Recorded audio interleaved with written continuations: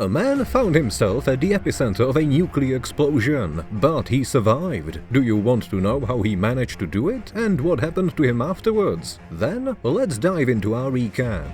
The story begins during World War II. An air raid siren echoes over the Japanese islands. Soldiers panic and ring the bells. In just few minutes, a nuclear bomb will be dropped on the city of Nagasaki.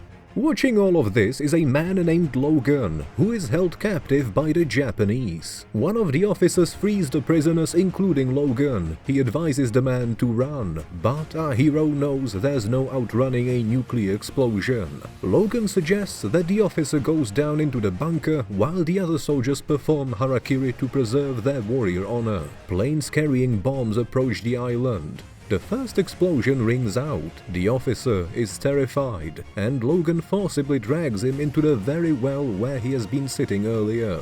Our hero shields him with his body, and after the explosion, he is essentially turned into a charred piece of meat. However, a few seconds later, with a wild scream, he regenerates back into his normal state. Logan wakes up in his bed. Next to him, his beloved woman Jean. The problem is that in the past, he took her life, and he does it again. After that, Logan wakes up in a forest near a small campfire. He notices that the batteries in his radio are dead, so he goes for a walk in the forest and encounters a huge bear. The animal growls, but doesn't attack him. After that, Logan heads to the city for new batteries and notices a group of drunken hunters. In the middle of the night, Logan wakes up to the sound of shouting and gunshots. He finds the injured bear and feels all its pain, because in essence, he is a beast himself, Wolverine. Logan has to end the suffering of the poor animal. A sense of revenge awakens within him.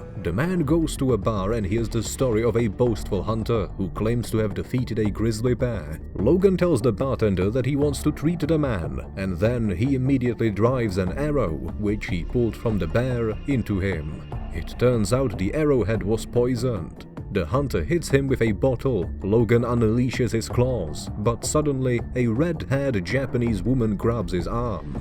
She asks Logan to forget about them, as these men won't live long anyway. One of the hunters grabs a weapon. The Japanese woman draws a katana, makes a couple of swings, and offers Logan to go with her. They drive away in a car. Along the way, the young woman introduces herself as Yukio. It turns out she has been searching for Logan for over a year to give him this katana.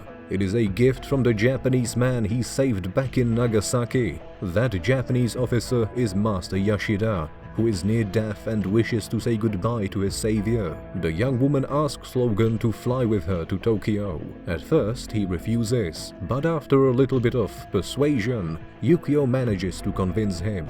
During the flight, Logan learns that his companion has the ability to see the future. Not a bad gift. Upon arriving in Japan, the characters immediately head to Master Yashida's estate. Logan notices numerous armed guards. Yukio explains that this is necessary for protection against the local mafia, the Yakuza.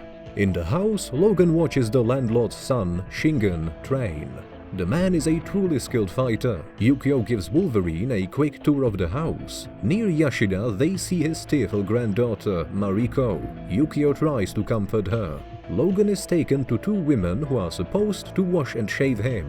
Logan reluctantly agrees. The women wash him as if he hasn't taken a shower in 100 years. Clean and shaven, Logan approaches the dying Yashida. He notices his doctor, a blonde named Dr. Green. The old man is about to leave this world. He thanks Logan for saving his life. Logan notices strange fish in the room. Despite his old age, Yashida does not want to depart from this world. He asks Logan to transfer his regenerative power to him. In exchange, Logan would become a normal man and live an ordinary life. Logan is not fond of this plan and wants to leave.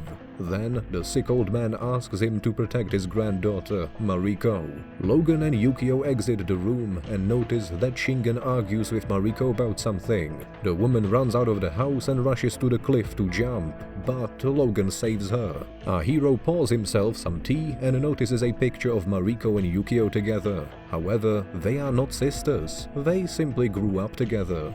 At dawn, Logan intends to fly back. At night, Logan is tormented by nightmares. The ghost of Jean reappears before him. However, during their kiss, she transforms into Dr. Green and injects him with a poison. Logan still doesn't know that she is also a mutant. He jumps out of bed and sees Yashida's lifeless body being taken away. In the morning, a funeral ceremony takes place. Many influential people arrive, along with significant amount of security. Dr. Green is also present at the funeral, and she doesn't seem upset at all. Logan learns that Mariko is engaged with the Minister of Justice Nobura Mori. It is clearly a marriage of convenience, not of love. The farewell ceremony begins. A suspicious man with a bow appears on the roof. Logan notices a Yakuza tattoo on one of the monks. This is very bad.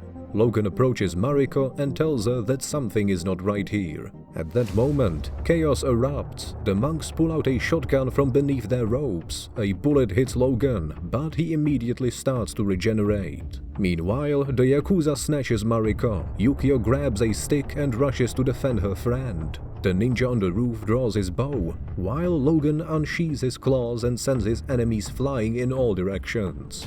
Dr. Green calmly films everything happening with her camera and even manages to use her superpowers. Mariko also fights off her captors. Logan rushes to her aid and unleashes his claws once again. The archer on the roof watches in shock. Logan manages to defeat all his enemies and rescue Mariko while Yukio continues to fight the Yakuza. Outside, an angry crowd attacks Logan and beats him with iron rods. He nearly loses consciousness, but the archer from the roof comes to his aid. They escape with Mariko, while the mysterious ninja follows them, jumping across the rooftops. With his endless arrows, they manage to evade their pursuers. They successfully reach the train station. Mariko thanks Logan for saving her and gets on the train. However, our hero follows her. Logan unsheathes his claws and another fight begins. He manages to throw the criminals off the train.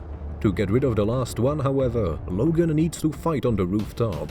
Fighting at 500 km per hour isn't easy, but Logan still manages to win. Logan and Mariko get off at the first station. They find a local love hotel and book a room that looks like a spaceship cabin. Mariko sleeps while Logan keeps the watch. The ghost of Jean appears to him once again.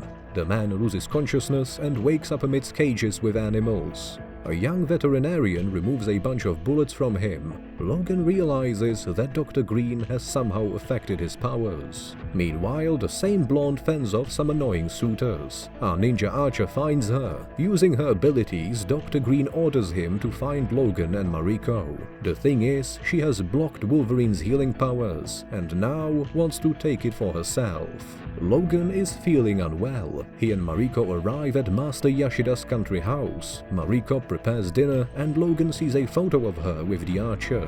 It turns out to be her close friend and former lover, Harada. Unfortunately, her father opposed their marriage. Mariko admits that her grandfather left her all his wealth. She is set to become the most influential woman in Japan and marry the Minister of Justice Nobura Mori. Shingen is furious. He demands that all his men find Mariko as quickly as possible. This needs to be done before the will is announced. Mariko calls Yukio and tells all his friends that she is safe. The neighbor comes by and asks for help removing a fallen tree from the road. Logan grabs an axe. During a walk with Mariko, Logan remembers how he saved Officer Yashida in Nagasaki, which is when the Japanese man decided to gift him his katana. Soon, romantic feelings develop between Logan and Mariko. However, in the middle of the night, the ghost of Jean visits him once again. Terrified, the mutant releases his claws. Yukio sees another vision. Logan will die soon. Meanwhile, Mariko is kidnapped by the Yakuza. Logan is now an ordinary man, unable to save her. However, he does manage to interrogate one of the kidnappers. Soon, Yukio arrives at the scene. Logan demands that she take him to Mariko's fiancé, the corrupt Minister of Justice Nobura Mori. She does so, but admits to Logan that she has foreseen his death approaching. Logan and Yukio find Mori, who is enjoying himself in the company of other women. He confesses that he is conspiring with Shingen to organize Mariko's kidnapping. because Yashida left everything to his granddaughter, not his son. After getting the information he needs, Logan throws the scoundrel out of the window. Mori survives as there is a swimming pool below.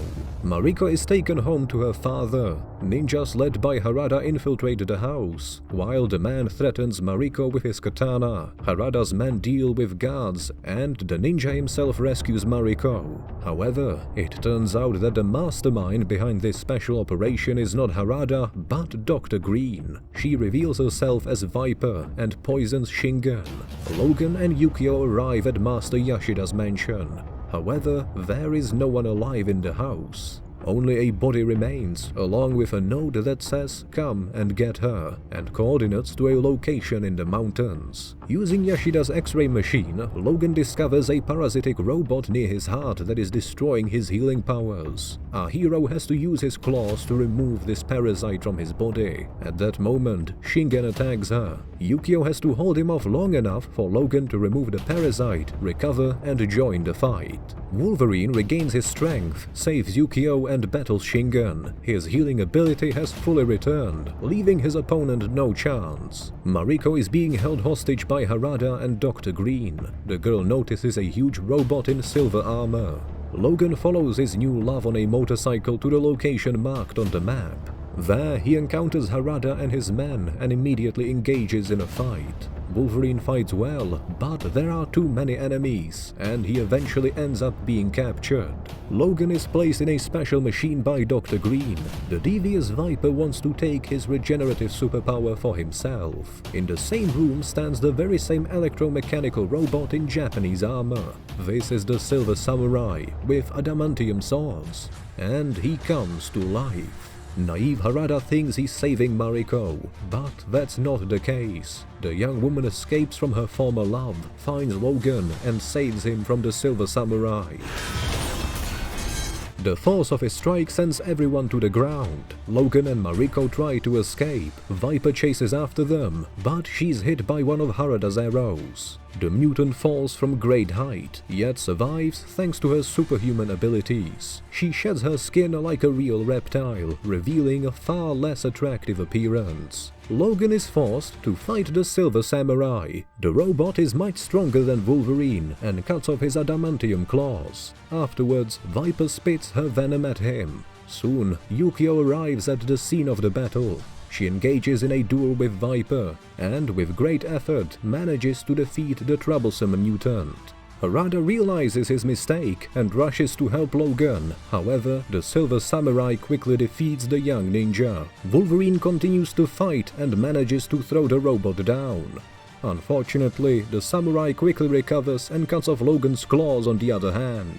We learn that beneath the armor of the Silver Samurai is Yashida, who faked his death. Using Wolverine's power, he regains his youth. Mariko intervenes and stabs the old man with Logan's severed claws. Wolverine regenerates his bone claws and defeats Yashida. Logan falls and sees his final hallucination of Jean. The man realizes that he must let her go. Wolverine and Mariko see each other off at the airport. Logan departs with Yukio, who says that she is his bodyguard. 2 years later, Logan returns to the United States. Charles Xavier and Eric Lesher approach him and warn him about a serious threat to the mutant race.